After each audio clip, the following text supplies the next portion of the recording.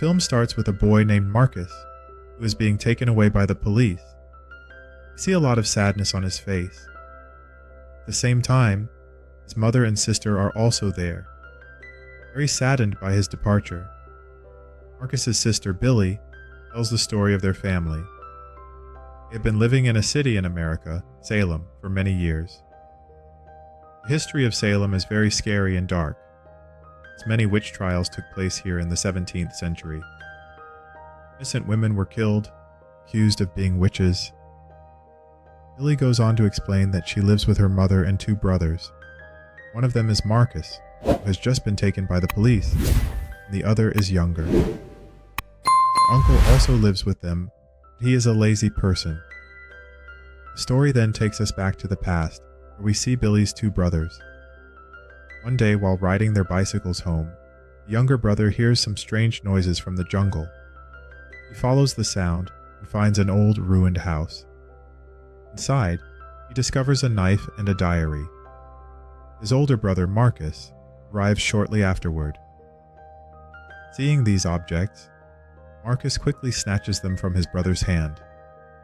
He understands that this house must belong to a madman, which is why these things are left there.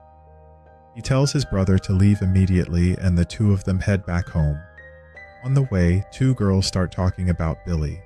Marcus ignores them, but the younger brother begins to argue with them. When they speak about Billy in a disrespectful way, Marcus gets angry and joins the fight. His younger brother is happy to see that Marcus loves their sister as much as he does. When they get home, the younger brother hears a strange noise again. He checks his bag and is shocked to find the same knife he had found in the ruin. He wonders how it got there, since he left it behind. The uncle notices the trouble on his face and asks, "What is in his bag?" The boy refuses to answer, claiming there is nothing inside. Meanwhile, Billy argues with her mother. She wants to go to a party with her friends, but her mother refuses, saying she needs to stay home and take care of her brothers. Billy insists, but her mother remains firm. As Billy continues to argue, Marcus and his younger brother return home, and Billy's mother scolds her. She tells Billy not to leave the house and goes off to work. The younger brother hears the same noise again. He is the only one who can hear it, which worries him. He goes to his room and begins to clean the rusty knife he found. The knife looks ancient, with strange markings. As he touches it, he begins to see disturbing visions of blood and corpses of women from the past, as though he has traveled back to the 17th century. He witnesses how the women were killed for being accused of witchcraft. Just then, someone knocks at the door, interrupting his visions. He realizes the knife might be cursed. Slowly, his behavior starts to change. He becomes more strange and distant. The voice he heard is taking control of him, and he starts to act accordingly. Marcus enters his brother's room and suggests they watch a movie together. But his brother's behavior has become so erratic that Marcus starts to suspect something is wrong. Billy's friend arrives, and there's another argument about the party.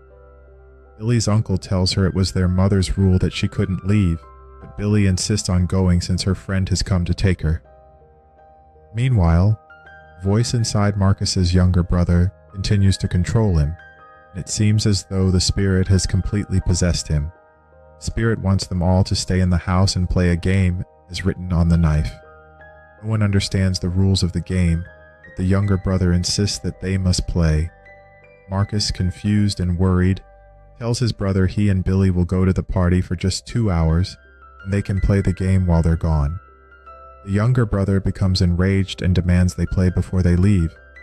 The uncle, unwilling to participate, tries to leave, but the younger brother forces him to stay. The rules of the game are simple. I will play, and I will not quit. Everyone repeats the phrase. Marcus takes the knife in his hand, sensing something is terribly wrong. Billy tries to leave, but she feels guilty about leaving her younger brother in such a state. Marcus reassures her, telling her to go without worry. She leaves with her friends, but the spirit inside her younger brother grows angrier. The spirit demands Marcus read the words written on the knife. And as soon as he does, he too begins to see disturbing visions which frighten him so much that he faints. When he comes to, his younger brother claims he helped him back to bed with their uncle's help. Later, Marcus secretly takes the knife and begins to leave the house. His younger brother follows him, eager to see what Marcus will do.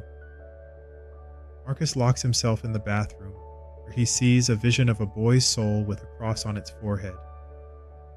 In a trance, Marcus marks his own forehead with the same cross. His brother, now scared, begs Marcus to open the door. When he does, Marcus looks completely different, almost possessed. The younger brother runs to find their uncle. When they return, Marcus is holding a rope and knife, preparing for something terrible. The spirit within Marcus wants to play a game called Hangman. When the uncle refuses, the spirit attacks him, strangling him with the rope and taking his life. Meanwhile, at the party, Billy talks with her friend. She says she wants to leave Salem. As she goes inside to refill her drink, she finds her friend with another girl, realizing he's been cheating on her. Heartbroken, she leaves the party and heads home. On the way, Billy's younger brother tells her that a spirit has taken over Marcus's body and how he killed the uncle.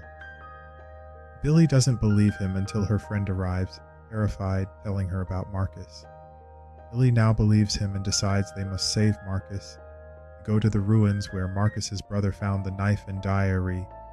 Inside, they read the history of Salem and learn about a woman who was falsely accused of being a witch and brutally murdered. Her son, Daniel, was also harassed by the local children, and after his mother was burned alive, Daniel ran away and hid in the ruins. The boy's spirit, along with his mother's, eventually turned vengeful. She became a witch, worshipping Satan, and used her son's bones to create a knife, with which she sought revenge. Anyone who played the deadly game would either be killed, or, if they survived,